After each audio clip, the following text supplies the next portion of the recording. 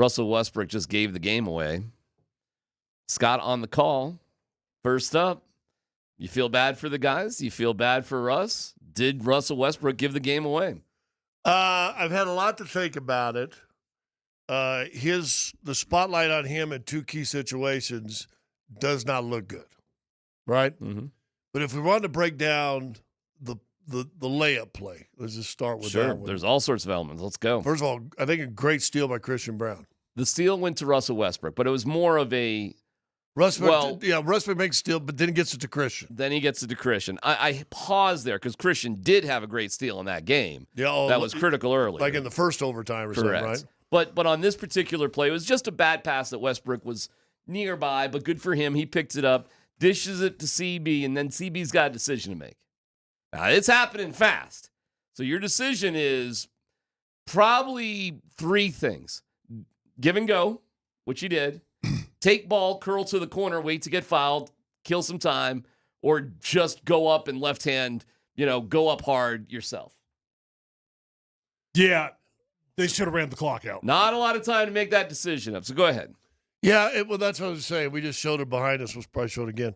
When CB gets it, or maybe when Russ gets the steal, but they're thinking, let's get out there and go. But when Russ or CB has the initial opportunity to just dribble up, and then when it kicks back to Russ, it's a 2-on-1. If that play happens in the first quarter, second quarter, third quarter, whatever, you're thinking, oh, what a play. That's going to be big. It's Mike Conley. No one's going to affect your shot.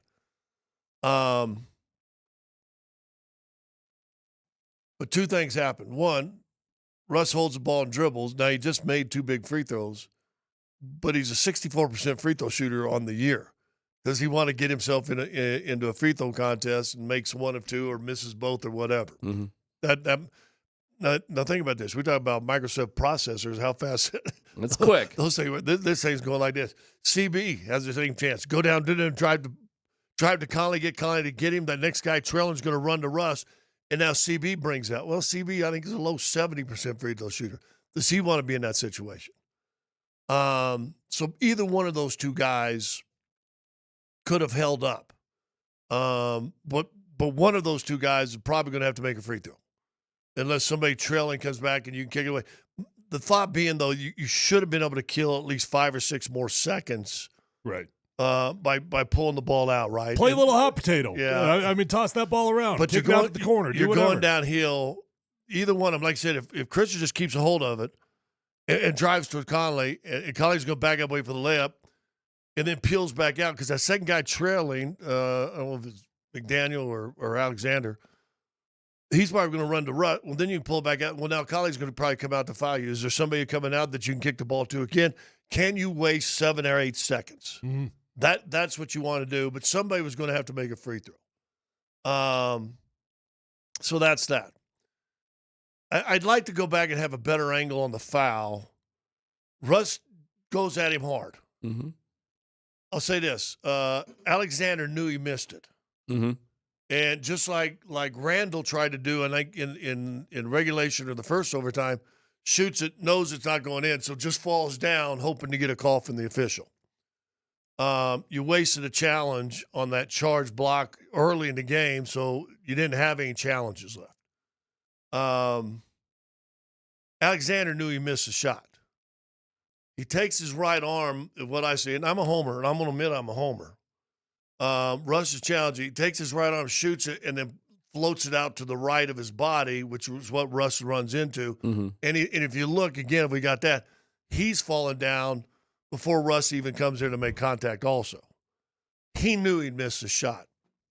That becomes bad, and then, it is what it is. But I will say this. If you had no dog in the hunt, that was a hell of a game. Oh, my gosh. I mean, the 21 lead changes over the course of the game.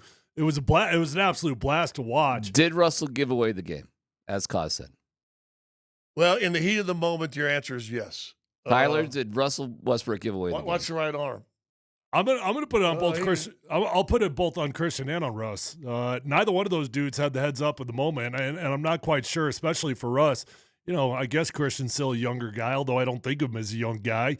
They've been around the block, man, and neither one of them seemed to have the awareness of the moment of the situation. Hey, let's play a little hot potato. Let's kick this ball out to the wing, and let's eat up some time. I get it. Maybe he's a 64% free throw shooter on the year. I have a hard time believing in that moment you're shooting that layup because you're afraid of free throws. It just felt like an obvious thing, but no, man. I mean, it's a tough deal. Bottom line, it was a fun game, and Timberwolves just got your number. Despite the fact that you could have won. Where was Jamal Murray? On the bench. Why? I guess the injury stuff. I guess. I mean, that's all we were told, right? This game. Well, we showed the injury report in the afternoon, right? Oh, gotcha. I'm just doing a heat check on everything here. First of all, knowing what Michael Porter Jr. has gone through with his family, when you hear there's family reasons for Michael Porter Jr. not to be there, I mean, knowing the other issues, it feels like it's got to be something pretty severe. And when Malone ends the conversation talking about that, he says, our thoughts and prayers are with him. Then you go, ooh. Okay. All Michael Porter, none of his family problems are minor. They've all been pretty big. Yes, and tragic. So, okay. But what was on the line last night? Jokic playing, 52 of 58 minutes. What are we doing? I know what we're doing. Malone said he tried to pull him out a couple times, and he just said, no, I'm feeling it. And after the Utah game, what's the first thing that Malone said? This is on Friday.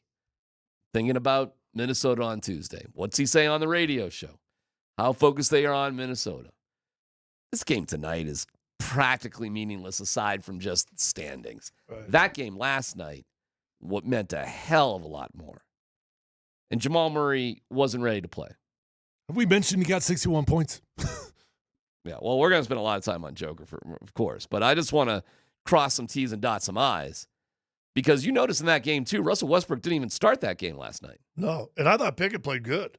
I was wondering why Pickett wasn't in at the end of the game. Guys, do we trust Russell Westbrook to make the right decisions in the playoffs? Do we trust Jamal Murray will give literally everything he can when it matters the most down the line for this team? Maybe it's naive of me, but I think my answer to both of those is yes. Okay. I do trust Russell Westbrook. I mean, I get it. It's been frustrating. I get it. He's felt like a liability at times.